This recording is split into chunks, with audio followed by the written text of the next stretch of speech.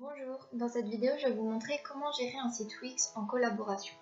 Le propriétaire d'un site Wix peut ajouter plusieurs collaborateurs en allant dans Rôles et permissions. Il entre dans Ajouter un administrateur, le mail d'une personne à qui il veut attribuer une fonction et doit choisir laquelle il veut lui accorder. Il est le seul à pouvoir gérer l'ajout et l'attribution des rôles. 4 propositions de fonctions s'offrent à lui. Il peut choisir d'ajouter un gestionnaire back-office, qui est surtout utile dans un contexte professionnel. Celui-ci peut gérer les applications et les paramètres consacrés au business, mais ne peut pas modifier le site. Quant à l'éditeur, il a accès à tout le gestionnaire du blog. Il peut supprimer, modifier, ajouter des publications et des catégories. Alors que le rédacteur peut seulement écrire et taguer des publications. Il n'a pas de droit de suppression, de restauration, de poste ou de catégorie.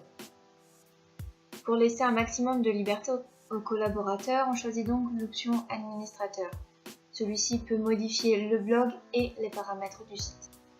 Pour être sûr que la personne reçoive bien l'invitation, je vous conseille de lui envoyer directement le lien par mail. Mais attention, s'il utilise le même ordinateur que quelqu'un qui a aussi un site Wix et qui s'est connecté sur le site avant nous, il faut bien veiller à ce que la personne se soit déconnectée, sinon ça ne marche pas.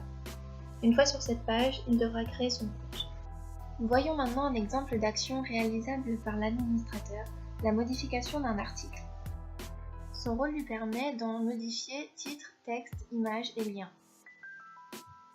Il est intéressant de remarquer qu'il peut choisir d'enregistrer les images dans ce qui est ici appelé tous les médias. Ça permet alors aux autres collaborateurs qui ont accès au blog de les utiliser. L'administrateur peut aussi modifier le design des images, tout comme celui de l'ensemble du blog. Mais il doit faire attention, car toute modification ou toute suppression qu'il fait est irréversible.